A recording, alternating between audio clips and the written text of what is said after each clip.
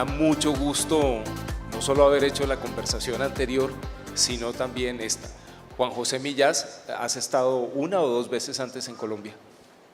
No he estado en Colombia, he estado varias veces, no sé, por lo menos 4 o 5 yo creo he estado, sí.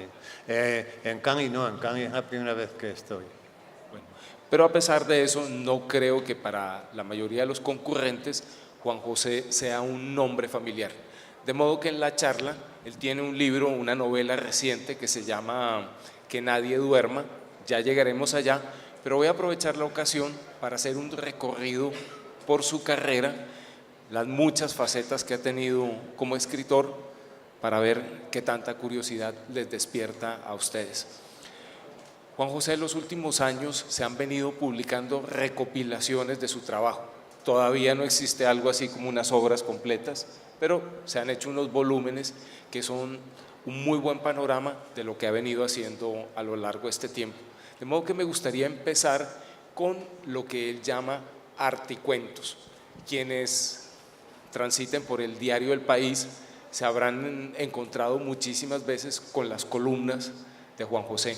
No son exactamente las columnas al uso, las columnas acostumbradas que estamos a leer, sino que en ellas podemos encontrar algo que siempre está a medio camino entre la reflexión y una historia, una anécdota muy sorprendente.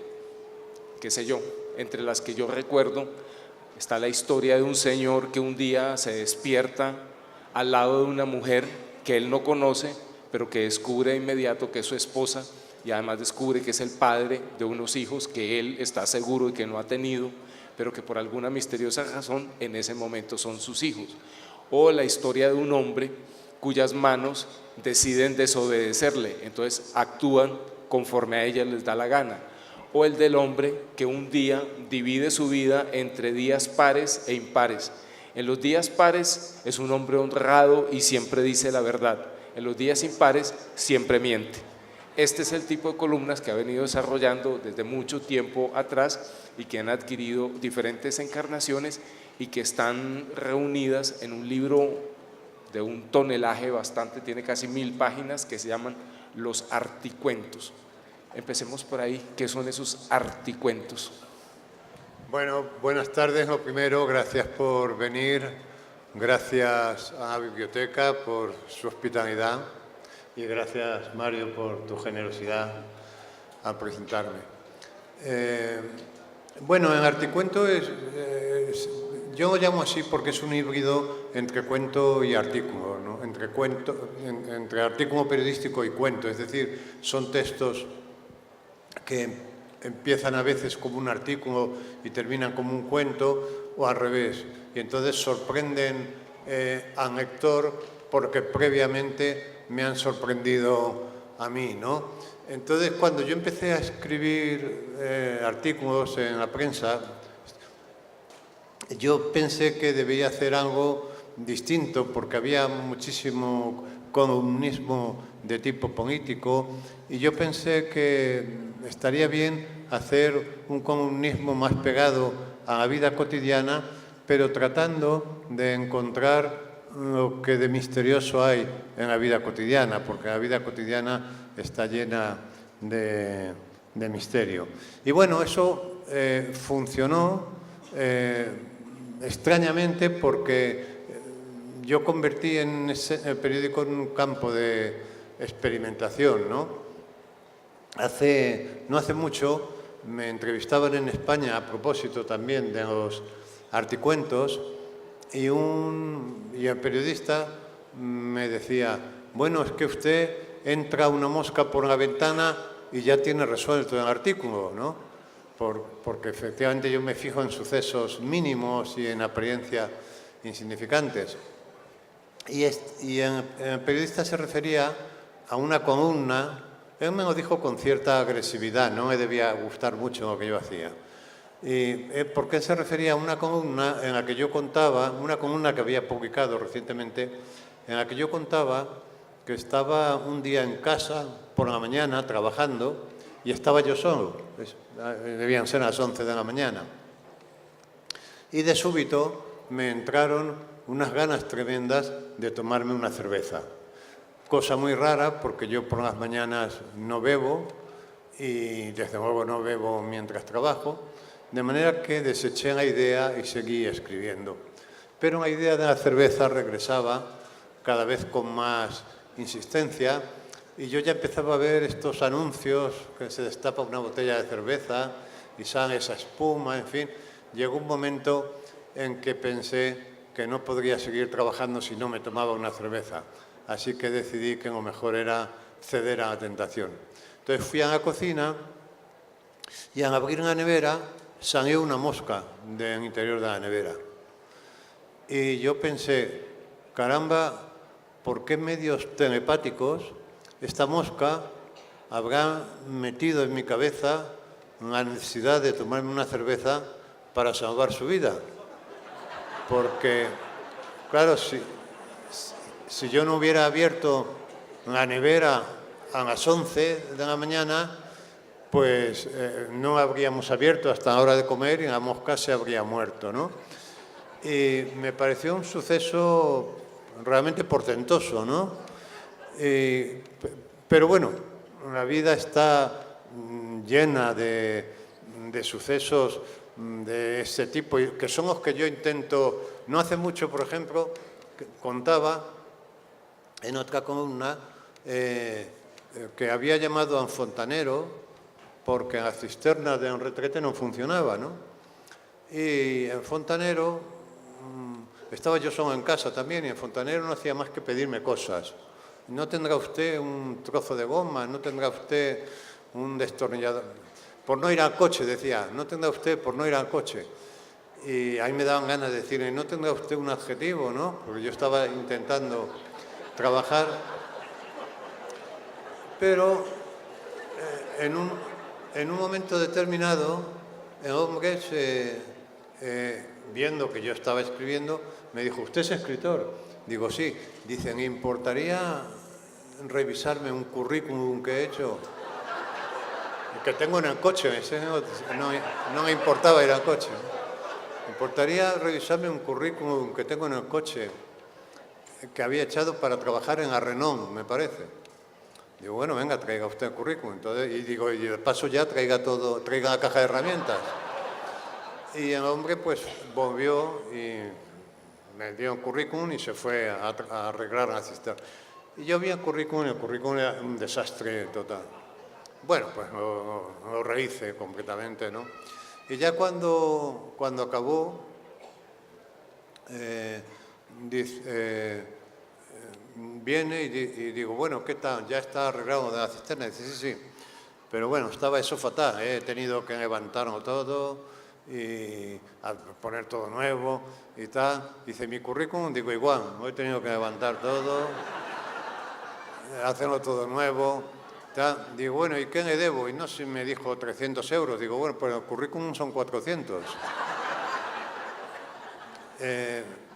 Bueno, pero este suceso era como para explicar que a los escritores parece que se nos puede pedir todo un rato cosas dando por supuesto que no nos van a pagar, ¿no? Porque nos invitan de repente a dar una conferencia y dan por supuesto que no nos van a pagar, ¿no? A revisar un currículum. Entonces, bueno, insisto en que trato de ver cosas que están en la vida cotidiana pero que tienen un fondo de misterio. Intento hacer un emplazamiento de cámara que muestre un lado de la realidad en el que habitualmente no nos fijamos, ¿no? Me preguntaba una periodista a propósito del articuento, porque la palabra articuento se han mexicanizado ya. O sea, a mí no me gusta, es una palabra que no me gusta. Lo que pasa es que cuando un editor hizo la primera recopilación de este tipo de artículos, yo estaba pensando en el título y se me ocurrió este título obvio, porque, en fin, por la mezcla de artículo y cuento, pero no me gustaba la palabra. Pero me llamó un editor y me dijo, oye, ¿has pensado ya en el título? Dije, pues no se me ocurre ninguno, se me ha ocurrido esto de articuento, pero es tan feo. Dice, no, es estupenda la palabra. Entonces se tituló así.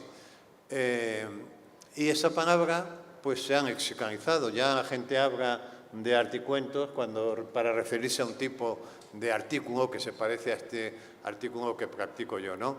Entonces decía que una periodista me preguntaba, oiga, ¿y sus artículos por qué tienen siempre 3 párrafos? Esto era hace tiempo, porque ahora he roto esa norma, pero hubo una época en la que mis artículos tenían siempre 3 párrafos. Bueno, luego explicaré por qué. Y a mí me salió decir, pues porque yo aspiro a que mis artículos sean perfectos y el animal más perfecto de la creación es el insecto. Y el insecto está compuesto de cabeza, tórax y abdomen. Entonces mis artículos tienen cabeza, tórax y abdomen. En la cabeza, en el primer párrafo, es donde se produce el deslumbramiento, esa idea fundacional, ¿no? Primigenia. Luego en el artículo por el tórax, que es el segundo párrafo, respira, se ensancha y respira. Y finalmente en el tercer párrafo hacen la digestión de todo lo anterior, ¿no? Y esto fue, en fin, me salió así espontáneamente, pero después de que esta mujer se fuera, yo pensé, caramba, pues está bien esta respuesta, ¿no? Porque efectivamente un buen artículo debería tener estas 3 zonas, estas 3 partes. Un artículo, a mí me gusta mucho comparar la escritura con la biología, con los procesos biológicos, ¿no? Digo, de manera que no es mala idea. Y a partir de ahí yo empecé a pensar, empecé a soñar, más que a pensar, a soñar con la idea de escribir un artículo perfecto. Y este es un sueño que arrastro desde hace muchos años, ¿no? Escribir un artículo que fuera tan perfecto que acabara con el columnismo. Por cierto, que en un periódico, creo que de aquí, estaba explicando esto, ¿no? Decía, quiero escribir un artículo que sea tan bueno que acabe con el comunismo. Y como yo no hablo muy bien, el periodista ha puesto que acabe con el comunismo. Bueno, yo no tengo ningún interés en acabar con el comunismo, pero con el comunismo sí. Es decir, me gustaría escribir un artículo después del cual ya no tuviera sentido escribir más columnas, ¿no? Del mismo modo que después del Quijote ya no tenía sentido escribir libros de caballería. Y bueno, me estoy alargando mucho. No, pero mira, me gusta que hayas utilizado varias veces en tu exposición la referencia a los insectos, porque alguna vez dijiste que las columnas deberían ser, la vida útil de una columna debería ser igual a la de un insecto, y que a veces cuando el escritor escribe con cierta anticipación, uno en el periódico ya le ve el rigor mortis a la columna. Ahora que estuve releyendo muchos de los articuentos, descubrí que tienes enorme atracción por los insectos, aparecen por todas partes, no solo en la anécdota que contaste, sino también son como el centro de tu mirada, te fijas constantemente en los insectos y también en muchas de tus columnas aparecen montones de enfermedades por todas partes.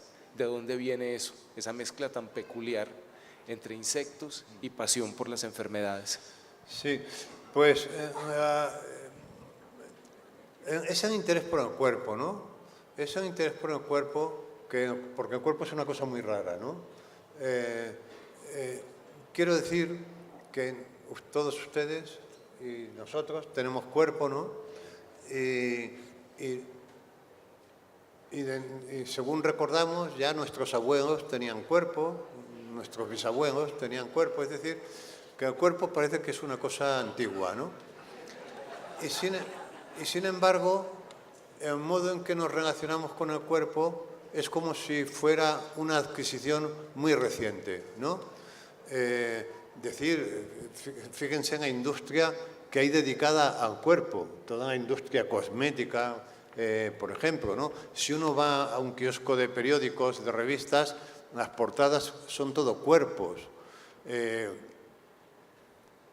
No hace mucho estaba viendo, en la última gala de los Oscar, estaba viéndola por televisión y pasaba una actriz con un escote en la espalda, muy grande, y el periodista decía, miren, miren la espalda, miren la espalda. Claro, yo decía, pues claro, ¿qué va a tener ahí en la espalda, no? Es decir, hablaba de la espalda como si fuese una cosa rarísima, ¿no? Es decir, nos relacionamos con el cuerpo como si fuera una prótesis que hubiéramos adquirido. Vamos a ver, si usted va a cenar a casa de un amigo y se acaba de comprar un coche, pues no me extrañaría que al final de la cena el amigo me dijera, mira, te voy a enseñar el coche porque ya, en fin, tiene unos adelantos tremendos y tal. Pero claro, si usted va a cenar a casa de un amigo que tiene el mismo coche desde hace 30 años, sería muy raro que al acabar la cena me dijera, ven que te voy a enseñar el coche, ¿no? Bueno, pues nosotros estamos todo el tiempo diciendo, ve, mira, te voy a enseñar el cuerpo, ¿no? Es decir, que yo tengo la impresión de que el cuerpo es como una prótesis que ha venido a sustituir a una amputación que sufrimos en un tiempo remoto y que no sabemos, fuimos amputados de algo y esa amputación se sustituyó con esta prótesis que llamamos cuerpo, ¿no? Y a mí el cuerpo me produce una extrañeza enorme, por eso es por lo que le dedico tanto espacio, ¿no? ¿Y los insectos? Y los insectos, bueno, los insectos no los sé muy bien, pero a mí me fascinan mucho, me fascinan, sobre todo tengo gran pasión por las moscas, ¿no? Porque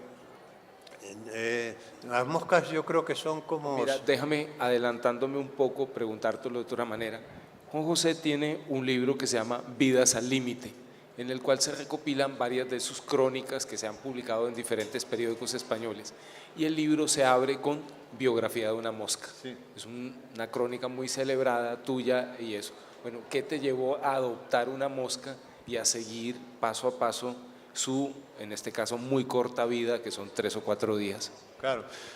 Bueno, a mí me parecía, dada esta obsesión que tengo con el cuerpo, me parecía que estaría muy bien contar la vida de un cuerpo, ¿no? Pero claro, si contara la vida de un cuerpo humano, pues que vive 70, 80, 90 años, pues sería imposible, ¿no? Entonces me enteré de que las moscas vivían unos 30, 35 días, 40 días, como mucho, ¿no? Y digo, hombre, pues sería perfecto contar la biografía de una mosca, porque... Entonces fui a un laboratorio que hay en la Universidad Autónoma de Madrid, donde tienen una especie de campo de concentración de moscas, de 7 millones de moscas, con las que experimentan.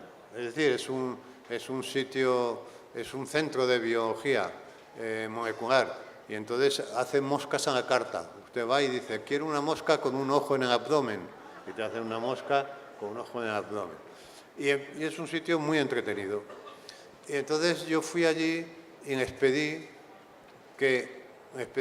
la posibilidad de ver nacer yo una mosca y esa mosca llevarme a casa y hacer un diario de su vida hasta que muriera, ¿no?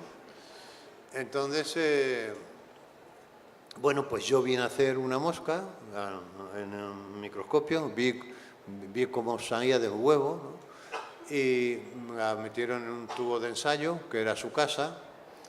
Le pusimos un macho para que se entretuviera y entonces hice un diario de esos, creo que vivió 35 días, ¿no? Y entonces me di cuenta de que esa vida de 35 días era una metáfora perfecta de la nuestra, ¿no? Porque esa mosca pasó por momentos de euforia, por momentos de depresión, por momentos de exaltación sexual tremendos, por una maternidad gozosa, y luego la vi envejecer poco a poco, el abdomen le fue cambiando de color, fue rechazando a un macho, al que le llamamos Prudencio. Yo la llamé Catalina y al macho Prudencio, Pruden, en familia, y Y bueno, pues fue envejeciendo, ya subía poco a la parte superior, me costaba andar, tenía artrosis, según, porque yo iba contando los síntomas al experto en moscas que tenía en la universidad y me decía, sí, eso es artrosis. Y bueno, pues y entonces fue como contar la vida de cualquiera de nosotros, pero concentrada en 35 días, porque además el proceso de envejecimiento de las moscas es muy parecido al nuestro. Por eso se investiga con ellas, por eso trabaja con ellas, ¿no? Y un buen día, pues murió. Asistí a su agonía respetuosamente, pero había dejado una prole muy numerosa. Y entonces yo salí al jardín de mi casa y solté a las moscas, que debían ser todas mutantes, porque, claro, procedían de un laboratorio. Así que no sé qué desastres habrán ocasionado por ahí en la naturaleza, ¿no? Y fue un reportaje, efectivamente, que a mí me gustó mucho hacer y que fue muy celebrado, efectivamente, y porque además tenía una carga también científica, porque claro, yo a todo esto me iba investigando sobre genética con una persona que sabía mucho, ¿no? Y bueno, pues quedó bien. Yo creo que también fue en parte por reparar, porque cuando yo era pequeño había muchas moscas, había más moscas que ahora. Y claro, los niños de entonces no teníamos muchos juguetes, no teníamos muchas cosas con las que jugar, y jugamos con las moscas, claro. Y cometíamos crueldades atroces con las moscas, ¿no? Y yo siempre he tenido un sentimiento de culpa de aquellas atrocidades que perpetramos con las moscas, y creo que ese reportaje fue, en cierto modo, una reparación a esa infancia cruel, ¿no? Hace un momento Juan José mencionó que él entendía el periodismo como un campo de experimentación. Eso a menudo se dice y no tiene como ninguna aplicación práctica en la realidad, pero en su obra sí que lo vemos. Además de estos articuentos, tú empezaste, creo que a hacer a comienzos de los años 2000 una sección muy curiosa en el periódico El País, que se trataba de escoger una fotografía. Juan José la escogía y hacías un pie de foto más o menos extenso para esa fotografía. ¿Cómo nació? Eso está recopilado en un par de libros que se llama Todos son preguntas, y el otro se llama El ojo de la cerradura. Por ahí me encontré a un amigo que tenía el ojo de la cerradura acá. ¿Cómo nació ese proyecto? Pues nació un verano en el que El País me pidió que hiciera algo, pero dije, ¿qué? Dice, pues lo que tú quieras. Y yo, dice, pero tiene que ser un artículo diario durante el mes de agosto, o sea, tenían que ser 31 artículos. Y entonces yo estuve pensando y al final dije, bueno, estaría bien escoger de las cientos o miles de fotos que el periódico ha publicado a lo largo del año, escoger las que me llamen la atención por alguna causa y escoger 31 y hacer 31 comentarios para cada día del mes de agosto, ¿no? Y así nació. Yo hice esto porque me sorprendía que vivamos en un mundo que está dominado por la imagen, porque nada más salir a la calle ya tenemos una valla publicitaria, en fin, y que sin embargo seamos completamente analfabetos respecto a cómo se lee una imagen. No sabemos leer imágenes. Y en los estudios, en los colegios, yo creo que no se estudia, ¿no?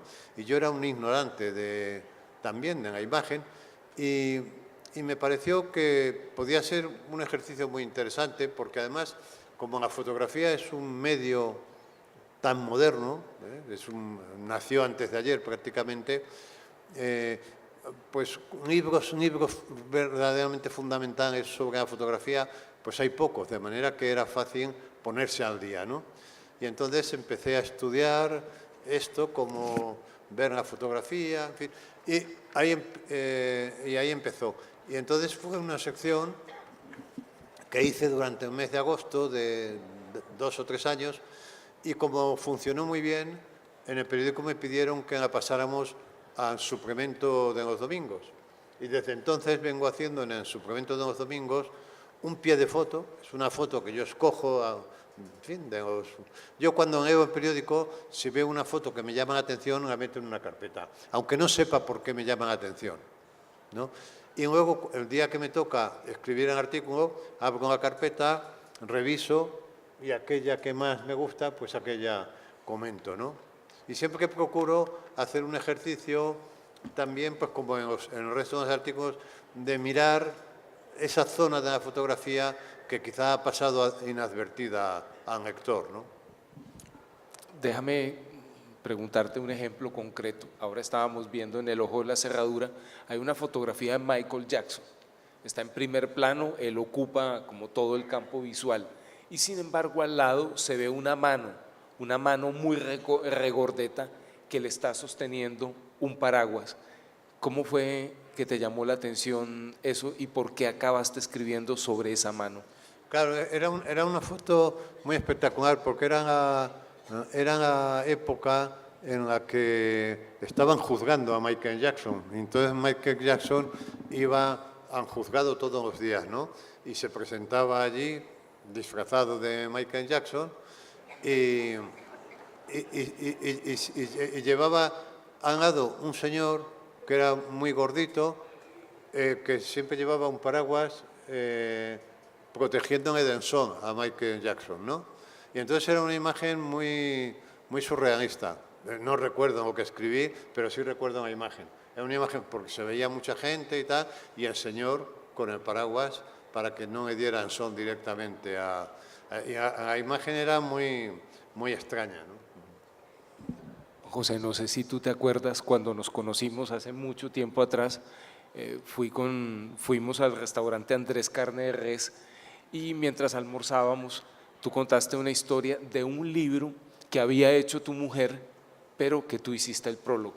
Es un libro que se llama Relatos Clínicos, son todo piezas de Sigmund Freud, pero no pensadas desde el punto de vista del psicoanálisis, sino simplemente como el Freud escritor, el tipo que cuenta historias con inmenso gusto y eso, y están todas armadas de esa manera. ¿Sigues teniendo ese aprecio por el Freud escritor que demuestras en el prólogo de ese libro?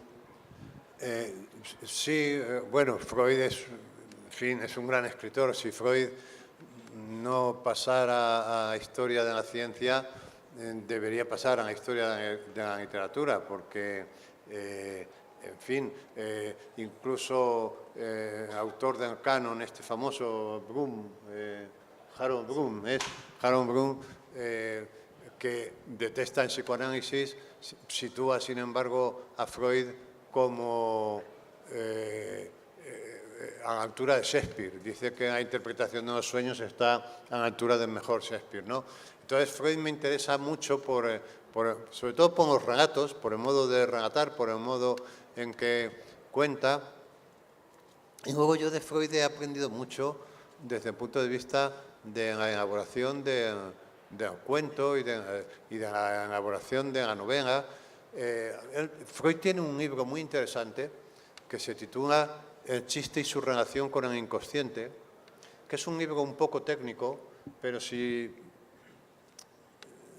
fin, si superas esa barrera técnica, es un libro que te da muchas satisfacciones, porque si donde Freud pone chiste, porque es un tratado sobre el chiste, claro, tú tachas la palabra chiste y pones cuento, es un tratado sobre el cuento.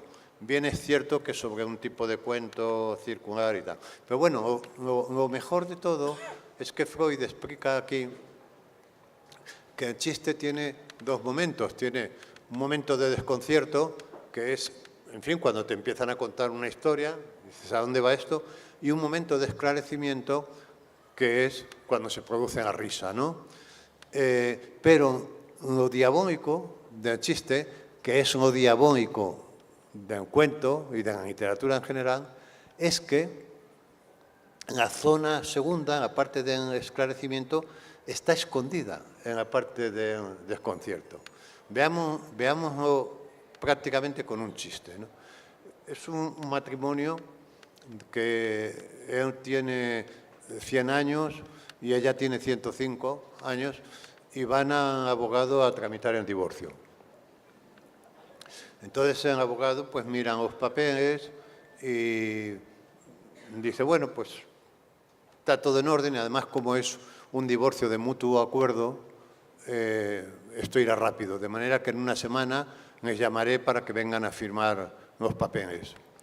Y bueno, y ya se levantan y se van, y el abogado nos acompaña a la puerta, pero cuando ya está a punto de despedirnos, el hombre no puede resistir la curiosidad y les pregunta, oiga, ¿cómo es posible que tomen, he visto en los papeles que ustedes se casaron cuando tenían 20 años, ¿no? ¿Por qué toman esta decisión a estas alturas de la vida? Y ellos responden, hombre, pues porque nos pareció más sensato esperar a que los niños estuviesen muertos. Claro, la técnica de este chiste es por exageración, es decir, todos conocemos matrimonios de gente joven que se llevan fatal y les dices, bueno, ¿por qué nos divorciáis? Dicen, hombre, porque vamos a esperar a que los niños sean mayores. Bueno, según esa lógica, es mejor esperar a que estén muertos, ¿no? Bueno, pues lo misterioso, digo, del caso, es que la zona del esclarecimiento, en la segunda parte del relato, está incluida en la primera. Y esto es fantástico porque a mí me ocurre con alguna frecuencia que viene alguien en un taller de escritura, por ejemplo, y me dice, estaba con un cuento y me he quedado atascado. Y lo dicen como si tuvieran que inventar algo para añadir a ese cuento. Y yo siempre digo, no tienes que inventar nada. La solución, si está en algún sitio, está en lo que ya has escrito.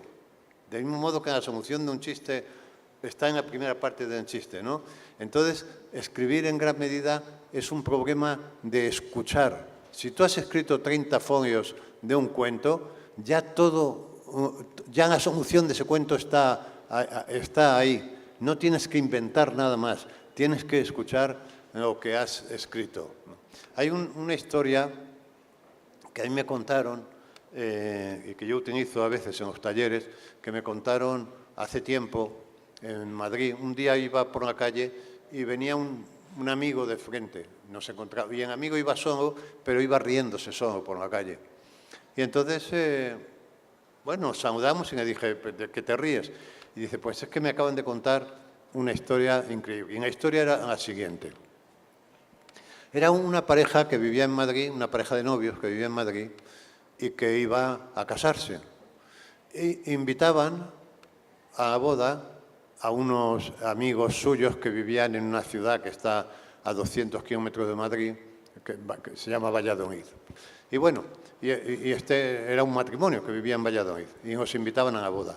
Entonces este matrimonio de Valladolid les regalaba a la nueva pareja, al nuevo matrimonio, 2 lámparas para las mesillas de noche. Y por lo visto estas lámparas eran horrorosas, eran muy feas. Entonces, en fin, esta pareja nueva cogía las lámparas y las metía en ese altillo que suele haber encima de los armarios empotrados de los dormitorios, ¿no? Y compraron 2 lámparas normales para su dormitorio. Bueno, se casaron y pasó un mes y un sábado por la tarde estaba este matrimonio de recién casados en su casa, viendo la televisión seguramente, cuando sonaba el teléfono. Entonces lo cogía él, dígame, y entonces era el de Valladolid que le dice, oye, hemos venido a pasar el fin de semana a Madrid y estamos en un bar que hay debajo de tu casa. De manera que si estáis en casa y no os molestamos, subimos a tomar un café y así nos enseñáis la casa, que todavía no la conocemos. Dice, ah, muy bien, sí, pues subid. Y entonces cuelga y le dice a su mujer, los de Valladolid que están en el bar de abajo y suben a tomar un café. Ah, pues muy bien. Pero en esto dice ella, las lámparas, ¿se acuerdan?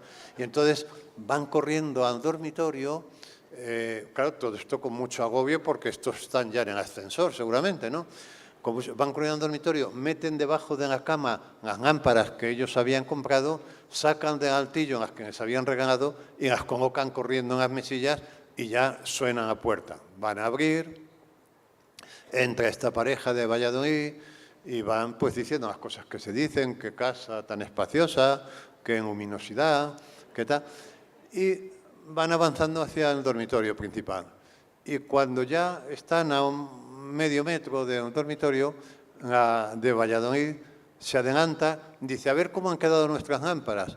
Y dan interruptor y salen de debajo de la cama 2 chorros de luz iluminando la mentira, ¿no? Entonces, yo utilizo esta historia que pertenece a la realidad porque a veces la realidad fabrica cuentos. No es normal, la realidad no suele fabricar cuentos, pero a veces sí. Y yo la utilizo porque les cuento a los alumnos esta historia hasta el momento en el que la de Valladolid dice, a ver cómo han quedado nuestras lámparas, y dan interruptor, dan luz. Y yo les digo, esto es un cuento y lo tenéis que terminar, y se termina con una línea. Así que, lo diabólico es que no tenéis que inventar nada, sino que la solución ya está en lo que os he contado, ¿no? Bueno, pues normalmente no acierta nadie, ¿no? Pero no acierta nadie por falta de escucha, porque si escucharas lo que se ha contado, verías que la solución está ahí, ¿no? Bueno, pues yo esto intento explicarlo mucho en los talleres de escritura, ¿no? Que en una idea novelesca o en una idea para un cuento está ya toda la información de lo que va a ser ese cuento, del mismo modo que en un óvulo fecundado está toda la información de lo que luego va a ser un individuo. Un óvulo fecundado es en apariencia muy poca cosa, y sin embargo ahí está la información en las orejas, en los dientes, en las uñas, en el hígado, en el riñón, en el corazón, en los pulmones. ¿Cómo es posible que en algo tan diminuto esté toda esa información? Pues está ahí. Bueno, pues en una idea novelesca está toda la información de lo que va a ser ese texto, de lo que va a ser ese relato. ¿Qué hay que hacer para que un embarazo llegue a buen puerto? No hacer nada, dejar que crezca de forma natural el feto, ¿no? ¿Qué hay que hacer para que un relato llegue a buen puerto? No hacer nada, escuchar y escribir lo que escuchas, ¿no? Y en este sentido, volviendo al origen de la pregunta, este libro de Freud es una obra maestra porque explica esto muy bien, ¿no? Explica cómo en un cuento, en un chiste es un cuento en definitiva, está ya toda la información de lo que va a ser el corpus de relato. Y esto se aprecia muy bien en los casos clínicos de Freud. Pues claro, cuando alguien entra por la consulta de un psiquiatra o de un psicólogo, entra con el pie izquierdo y luego avanza en derecho, pero en el historial clínico no se cuenta esto, se hace una selección de los materiales, que es lo que hacemos cuando escribimos un cuento o una novela, ¿no? Y esa selección de los materiales van generando un corpus que es un corpus orgánico en donde cada pieza tiene su lugar, ¿no? Hay un autor que a mí me interesa mucho, que es un neuropsiquiatra ya fallecido, Oliver Sacks. Y Oliver Sacks hacía historiales clínicos que parecían cuentos, precisamente por esto, por la escucha que tenía. Hay un historial clínico de Oliver Sacks que a mí me gusta mucho, que cuenta la historia de un hombre que es ciego desde los 3 o los 4 años de edad. O sea, en la práctica es casi un ciego de nacimiento, ¿no? Porque no, apenas recuerda. Bueno, y este hombre crece ciego, pero se convierte en un ciego autónomo. Vive solo, va por la calle, en fin, es un ciego autónomo. Y vive solo. Pero cuando tiene 40 años, por ahí, conoce a una mujer y se enamoran y deciden casarse. Y entonces ella siempre le pregunta por qué es ciego, qué le ha pasado. Pero él no sabe. Dice, pues no sé, soy ciego. Y ella no se resigna a no saber qué le pasó, ¿no? Y entonces consulta, lo lleva a un oftalmólogo que lo examina, y el oftalmólogo dice, con gran sorpresa, dice, pues este hombre lo único que tiene son unas cataratas, de manera que teóricamente si se las quitamos debería ver. Y claro, se quedan muy sorprendidos de que por un problema tan sencillo se haya quedado ciego, pero bueno, lo explican porque este hombre vivía en un medio rural, vería un médico de medicina general del pueblo, en fin, no investigarían más. Bueno, entonces hay una gran alegría, claro, con esta novedad y lo operan. Entonces, Sachs cuenta, después de la operación, lo cuenta de un modo parecido al de esto que vemos en algunas películas de un ciego al que operan y vemos ese momento en el que el médico le va quitando un vendaje detrás de otro, con la intriga de saber si va a ver o no va a ver, y cuando le quitan el último vendaje, el ciego abre los ojos, ve el rostro de su mujer y se arrodilla dando gracias a Dios, ¿no? Bueno, pues Sachs cuenta esto, como después de la operación, pasados unos días, me van a quitar las vendas y van quitando una venda detrás de otra. Y cuando le quitan la última, el hombre este abre los ojos, ve el rostro de su mujer y se queda espantado. Y se queda espantado porque él no sabe leer un rostro. No sabe cómo se... Y entonces ese conjunto de ojos, nariz, boca, dientes, le produce espanto, ¿no? Y bueno, y a partir de ahí, de este momento, su vida se convierte en un infierno. Pero claro, él lleva toda su vida leyendo la realidad con unos sentidos y de repente la están leyendo con otro sentido. De manera que este hombre, cuando llega a un restaurante y ve una copa de cristal, la copa de cristal me da terror. Me parece un objeto rarísimo, hasta que lo toca, hasta que lo ve con las manos, con el tacto, ¿no? Bueno, su vida se convierte en un infierno. Por ejemplo, antes andaba por la calle sin problema, cruzaba las calles, y ahora no se atreve a cruzar las calles. Ve esa riada de coches bajando y no se queda paralizado. Y el caso es que este hombre no para hasta que consigue quedarse ciego de nuevo. Y en el historial clínico de Oliver Sacks termina diciendo, y en este caso recibió la ceguera como un don, ¿no? Entonces, ven ustedes que siendo un historial clínico, es decir, siendo algo que pertenece a la realidad, la selección de los materiales que ha hecho Sacks es de tal manera que al final conforma un relato en el que todo tiene sentido, ¿no? Pues esto es lo que tienen los relatos clínicos de Freud, y en general los historiales clínicos son fantásticos porque son verdaderos cuentos. Es una pena que el historial clínico está en decadencia, ya no se practica porque ahora todo se hace a base de protocolos, ¿no? En donde dice edad, sexo y tal. Ya en el historial clínico ha desaparecido, pero los historiales clínicos, yo soy un gran lector de historiales clínicos del siglo XIX, de principios del XX, son verdaderos, porque además los médicos escriben bien por lo general. Los médicos que escriben bien, ¿no?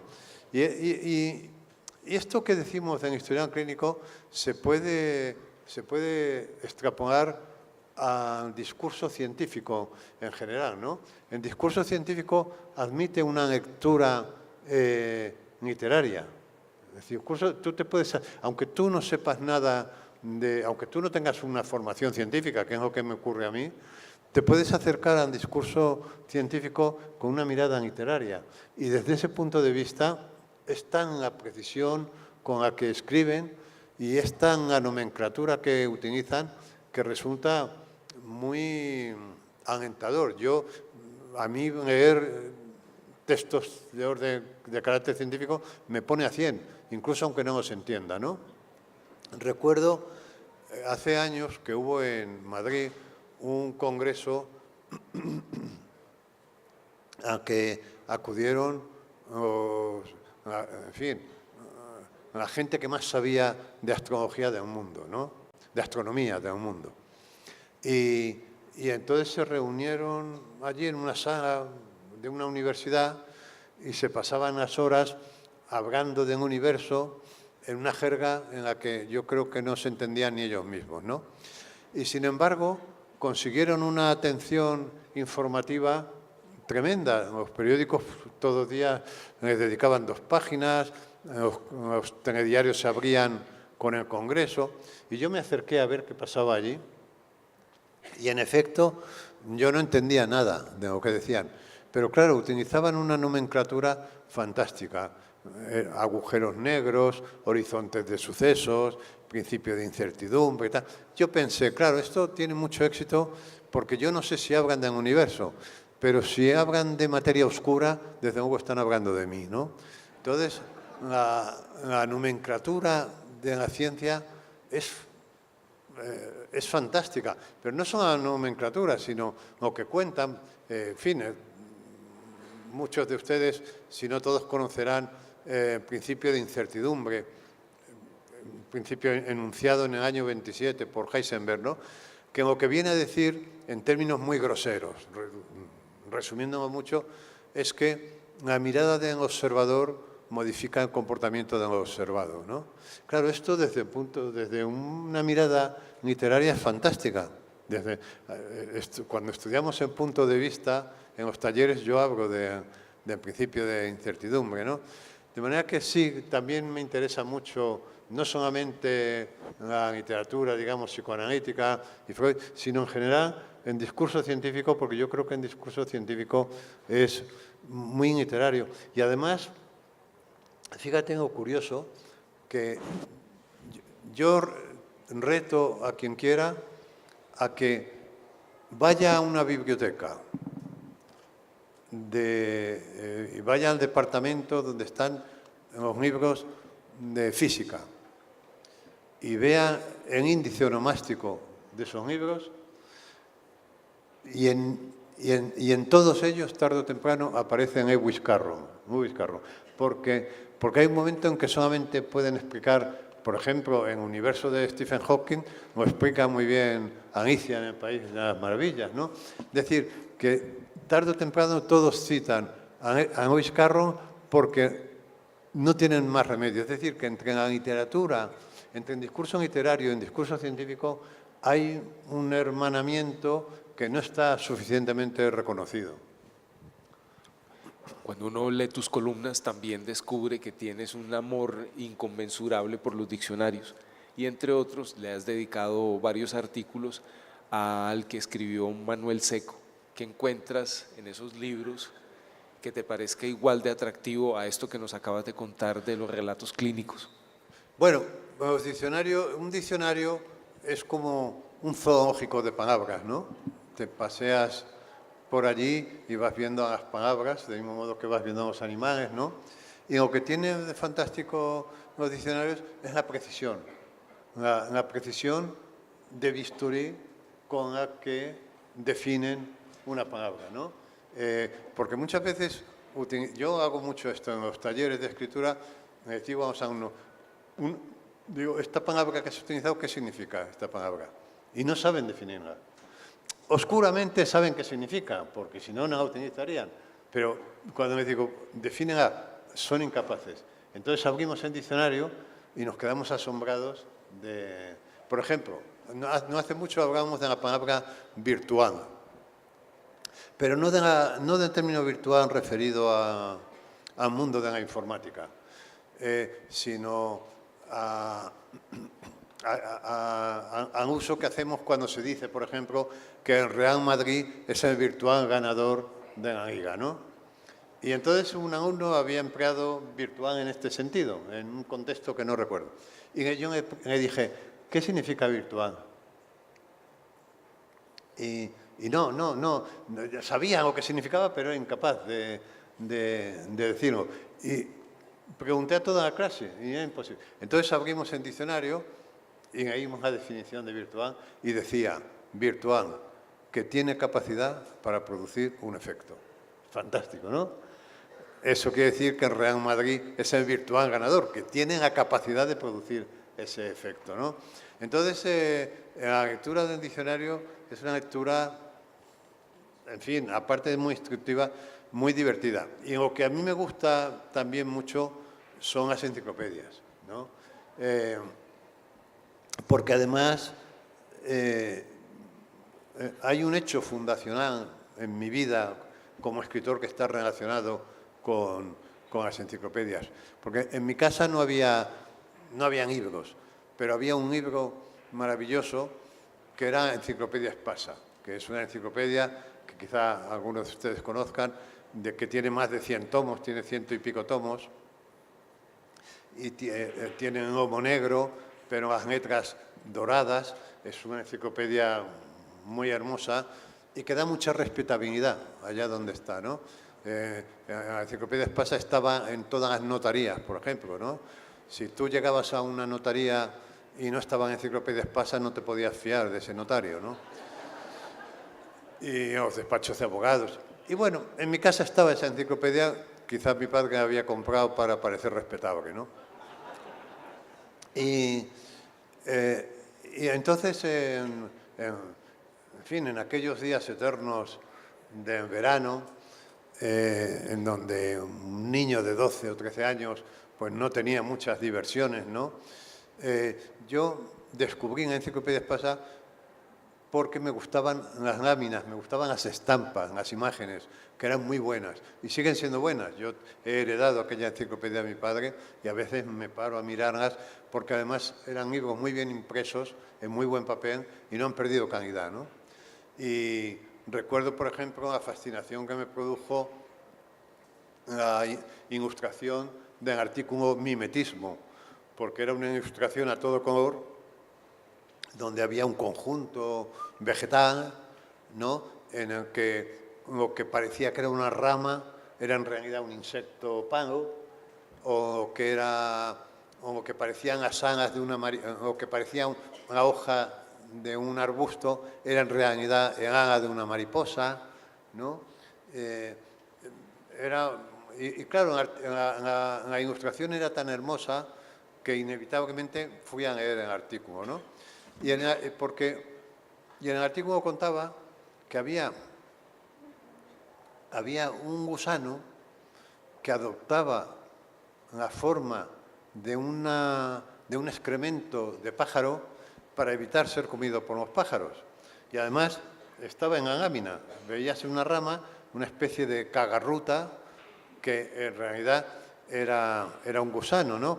Que yo recuerdo haber pensado, pese a mi tierna edad, si valía la pena vivir a precio de parecer una mierda, ¿no? Y bueno, pero en el artículo que digo que fue fundacional, que a mí me movió todo, fue el artículo Muerte. Claro, yo buscaba artículos a esas edades, buscas cosas muy morbosas, ¿no? Yo buscaba artículos muy... Y el artículo Muerte era fantástico, porque era larguísimo y muy morboso, ¿no?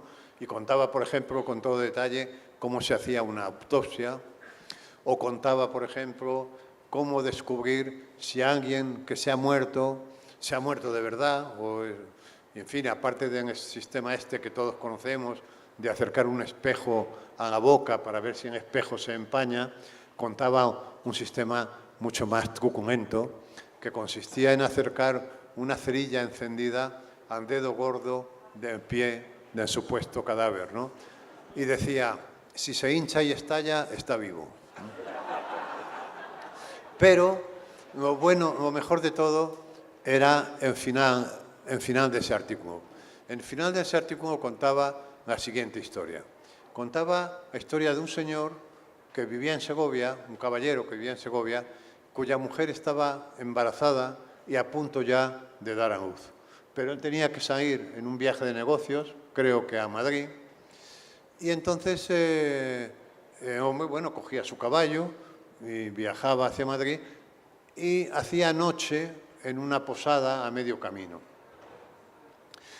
Y cuando estaba durmiendo en aquella posada, llegaron unos mensajeros de Segovia y me dijeron que tenía que regresar corriendo porque su mujer acababa de fallecer. Entonces ese hombre cogía de nuevo un caballo, pero volviendo tenía un accidente. El caso es que llegaba tarde a Segovia y ya habían enterrado a su mujer cuando llegaba. La habían enterrado unas horas antes. Entonces ese hombre iba al cementerio y pedía al sepulturero que abrieran la tumba para despedirse de su mujer, para darle un último adiós. Y en el momento de abrir la tumba se escuchaba el llanto de un niño, que era el bebé que estaba naciendo en ese instante de la madre muerta. Y el artículo terminaba con esta frase literal que voy a decir, referida a ese niño. Decía, y vivió muchos años llegando a ser alcalde de Jerez. Claro, yo me quedé perplejo, ¿no?, frente a esta combinación de lo terrible y lo humorístico, involuntario. Y yo creo que me he pasado toda la vida compitiendo con este texto, ¿no? Es decir, que yo siempre he intentado conseguir aunar en un texto la risa y el terror, ¿no? Y en parte mi última novela tiene esa intención, ¿no?, de que lo terrorífico y lo, digamos, humorístico estén entrelazados de tal manera que no haya forma de decir, bueno, esta obra pertenece al humorístico y esta obra pertenece al terror. No, están entrelazados como la cara y la cruz de una moneda, porque yo creo que efectivamente la risa es la otra cara del terror y el terror es la otra cara de la risa, ¿no? De manera que debo mucho a la lectura de las enciclopedias y debo mucho a la lectura de los diccionarios. Y las enciclopedias tienen otra cosa fantástica, que son las enciclopedias temáticas, ¿no? Tú no sabes nada de química, pero te compras una enciclopedia temática de química y vas leyendo artículos, vas leyendo. Y es una costumbre que empezó allí como a los 12 o 13 años y que todavía la sigo, y me gusta mucho consultar. En mis artículos yo a veces utilizo una palabra del lenguaje común y entre paréntesis pongo ¿qué rayos significará? Como retando como diciendo al lector que muchas veces utilizamos términos que seríamos incapaces de definir, ¿no?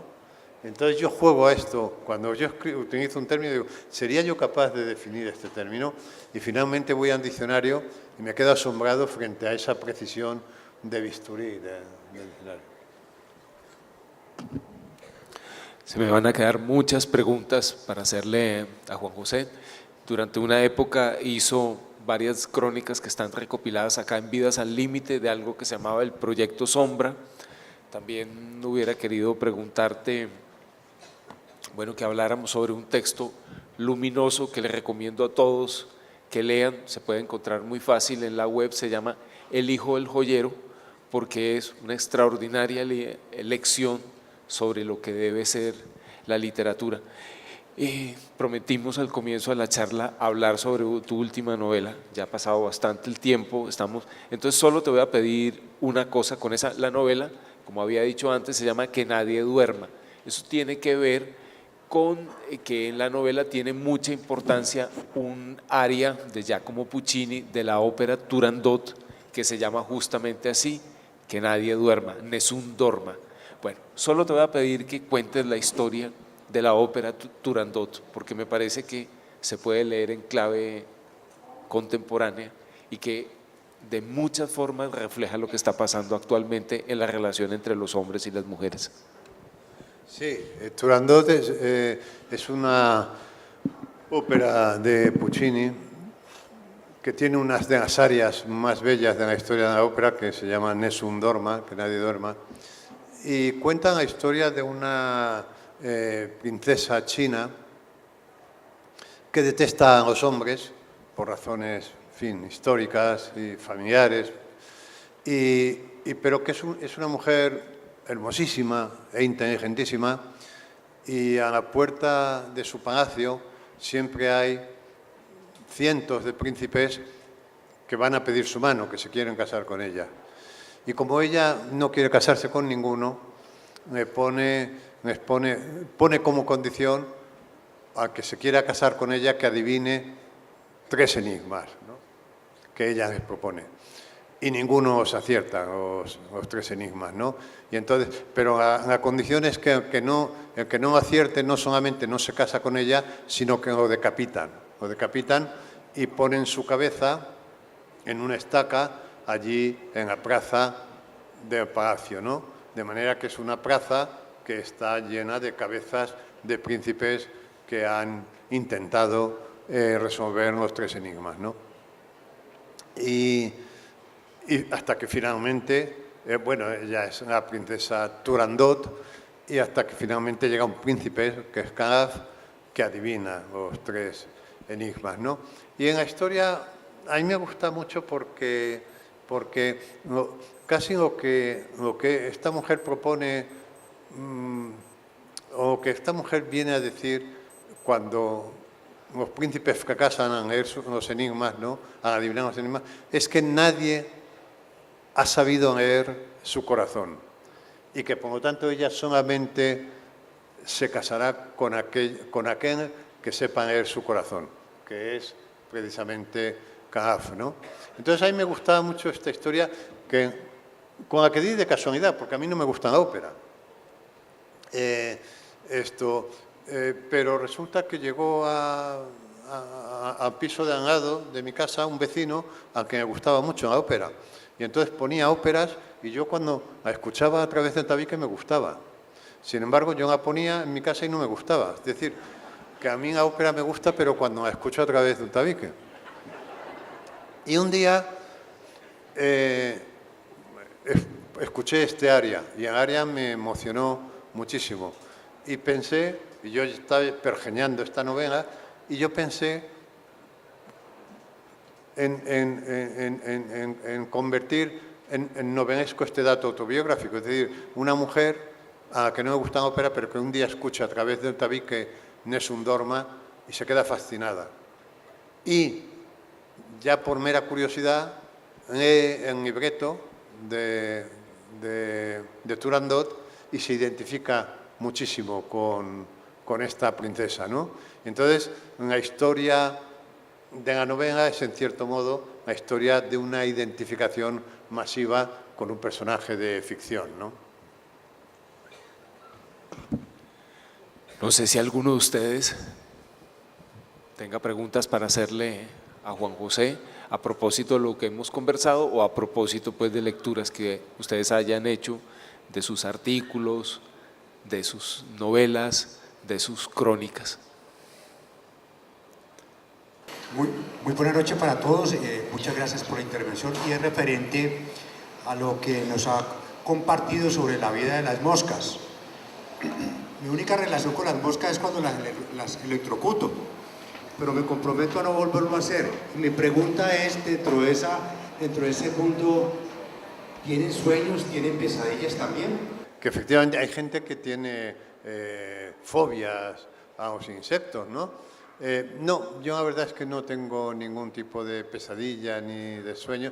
Me fascinan, al contrario, me fascinan los insectos y me gustan, en los zoológicos, la zona que más me gusta es la zona que se refiere a los insectos.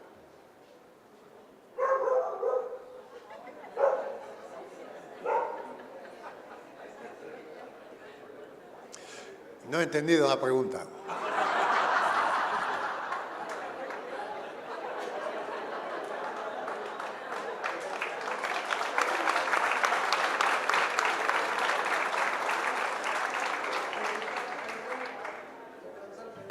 Creo que es mejor que la mía. ¿Cómo se le ocurrió el libro de el niño que quiere suicidarse y se sube en la autopista y bota la canica a la autopista, produce el accidente y todo? ¿Ese cuento de dónde le nació? Se refiere a un libro mío que salió hace un año o dos, muy breve, que se titula Mi verdadera historia. Y este es un libro que originalmente yo publiqué en el periódico, en El País de España, que es el periódico en el que trabajo. Lo publiqué en un verano, en el mes de agosto también, 31 capítulos, ¿no? Cada día un capítulo. Y lo firmé con seudónimo. Y entonces hubo muchas especulaciones ese verano sobre de quién era ese texto, porque claro, nadie lo reconocía.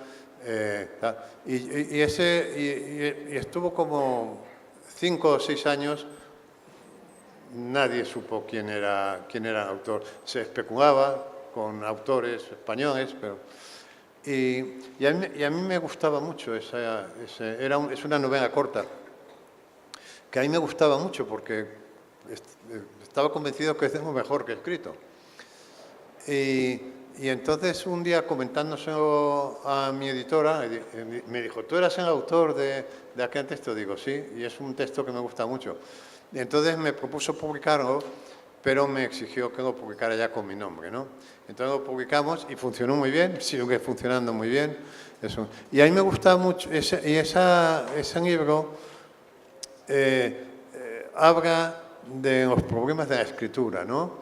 Y de la relación de un padre con su hijo. Es una relación de un padre con su hijo y al mismo tiempo es una relación con la escritura, porque el padre es crítico literario, ¿no?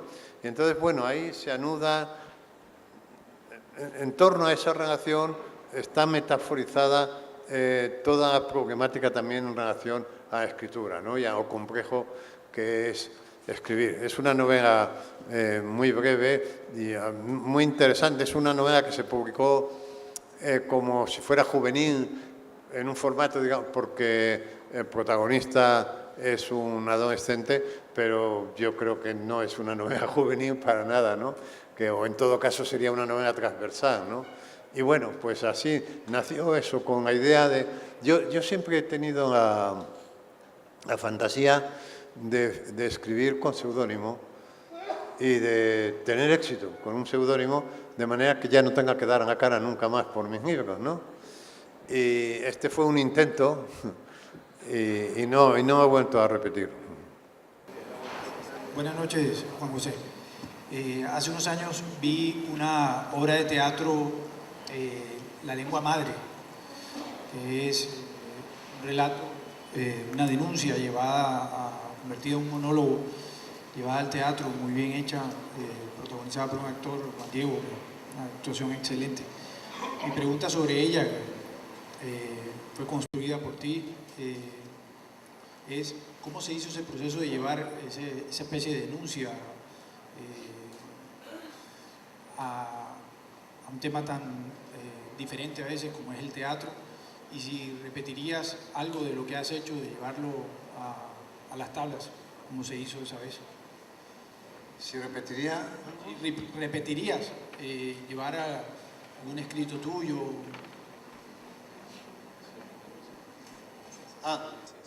Sí, bueno, La lengua madre era una conferencia originalmente, pero era una conferencia que tenía mucho éxito. Y entonces yo un día, y además una conferencia que yo leí, yo creo que la llegué a leer en Bogotá, ahí en México, ahí en Buenos Aires, y en España, prácticamente en toda España, y siempre tenía mucho éxito en todas partes, ¿no? Y entonces yo un día me pregunté si habría un monólogo escondido ahí. Y hablé con un actor español, con Juan Diego, un excelente actor, y le dije, mira, ¿por qué no lees y me dices? Y él me dijo, sí, efectivamente aquí hay un monólogo, lo que pasa es que hay que hacer un trabajo. Bueno, hicimos un trabajo, digamos, de dramaturgia, y la obra tuvo mucho éxito, estuvo 3 años en cartel, en fin, funcionó muy bien. Y originalmente esta obra lo que intentaba contar era mi proceso de adquisición del lenguaje, ¿no? Yo tuve muchos problemas con con el lenguaje, porque a mí en las palabras me parecían una cosa muy rara y además tenía una relación así un poco psicótica con ellas, puesto que confundía la palabra con el objeto. De manera que yo, por ejemplo, no entendía por qué cuando yo decía la palabra casa, veía una casa dentro de mi cabeza, pero si yo decía K, no veía media casa. Y aquello me sorprendía mucho y yo preguntaba a los adultos y me miraban como si estuviera loco, ¿no? Entonces, tuve incidentes con el lenguaje de pequeño. Por ejemplo, el primer colegio que fui yo, era un niño, claro, y mi madre me llevó y me abandonó allí, en medio de aquel grupo de salvajes que eran mis congéneres. Y de repente pues sonó un silbato y todo el mundo se puso en fila, en formación, vamos, y entonces empezaron a pasar lista. Y cuando nombraban, cuando decían el nombre de un niño, el niño decía, presente. Pero yo entendía Vicente.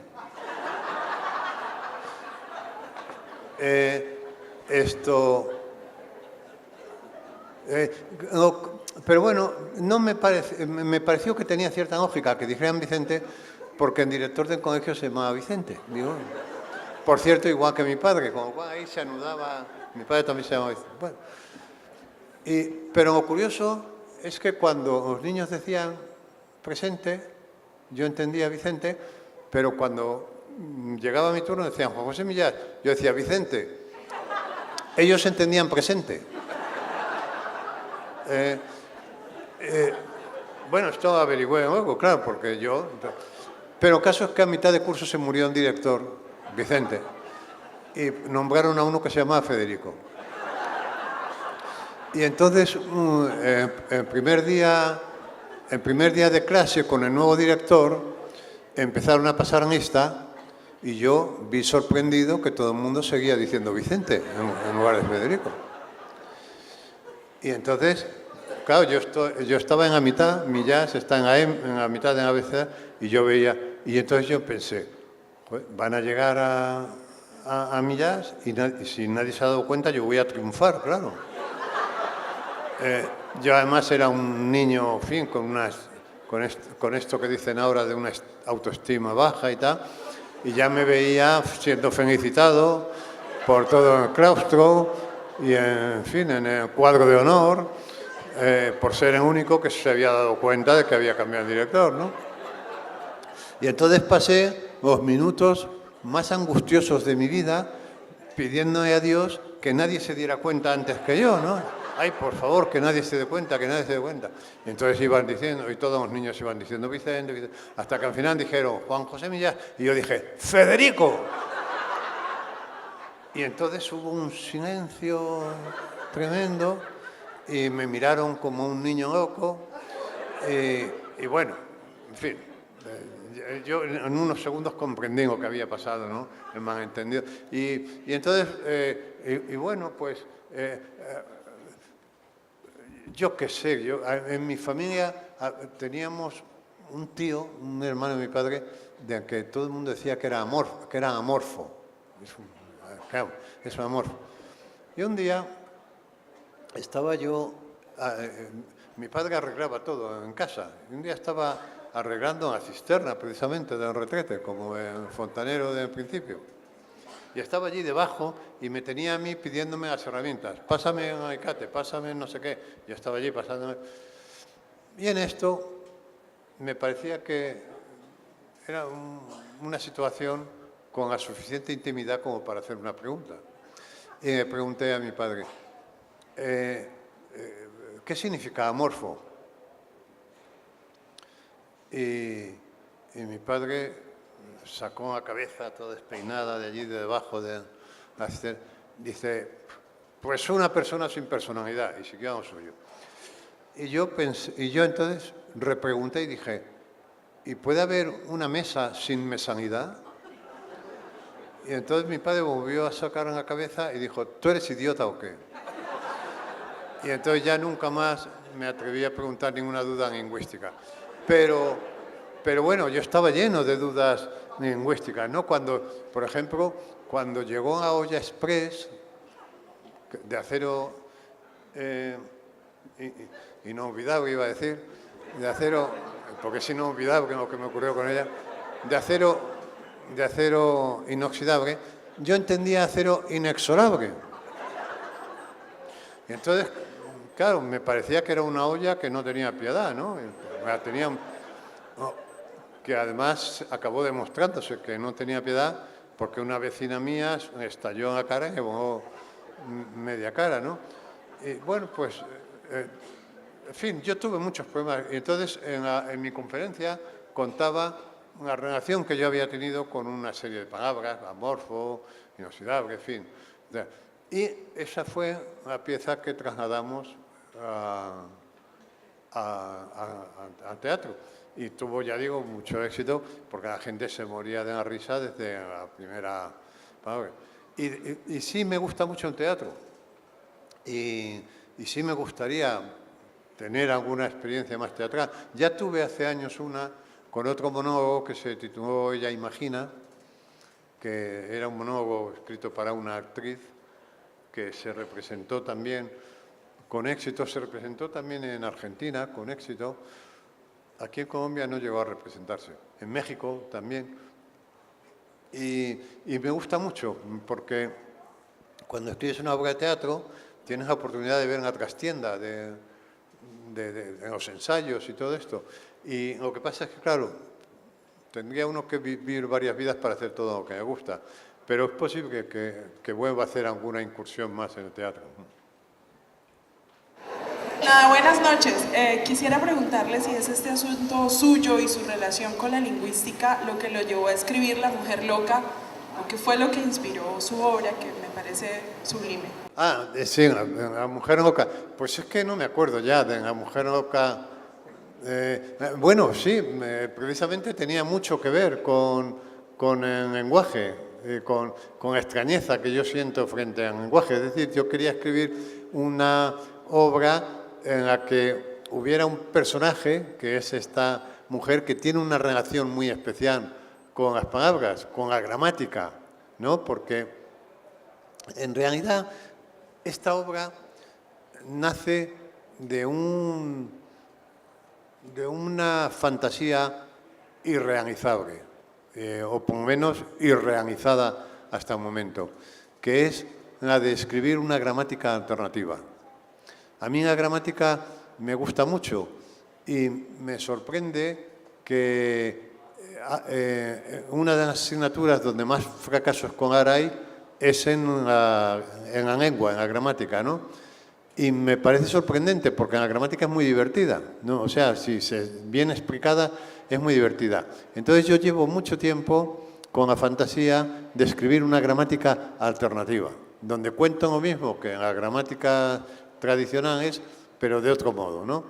Y de esa idea nació esta novela. Quiero preguntarle sobre lo que sé sobre los hombrecillos, porque es que me sorprendió en esa novela precisamente que un hombre formal, un académico, un profesor universitario con su matrimonio muy bien, de pronto unos pequeños hombrecillos fueran dominando su mente en forma progresiva. O sea que casi que como que fueran unas ideas que se fueron volviendo un delirio posteriormente, y esos que eran pequeñitos se volvieron gigantes que dominaban al que al principio se veía como un hombre muy adaptado a la sociedad. Entonces me llamó la atención eso, ¿no? De que cómo los hombrecillos desarrollan un gran poder sobre ese sujeto, sobre ese protagonista. Bueno, es un delirio, es la historia de un delirio y no sabría qué más decirle, ¿no?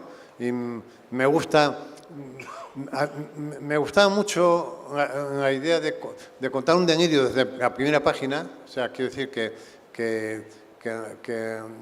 no tengo que hacer ningún ejercicio de verosimilitud porque ya en la primera página entramos en cuestión, ¿no? Y me gustaba mucho porque a mí me gusta mucho el delirio. Y creo que en cierto modo vivimos en un mundo muy delirante. Lo que pasa es que es un delirio consensuado, entonces no nos damos cuenta, ¿no? Entonces, cuando escribes un delirio no consensuado, escribes una metáfora del delirio colectivo en el que vivimos, ¿no? Esto era lo que me gustaba de esa idea. Bueno, ya terminamos acá. Que un aplauso, por favor, para Juan José Pilar. Gracias. Gracias. Bueno, muchas gracias. Gracias.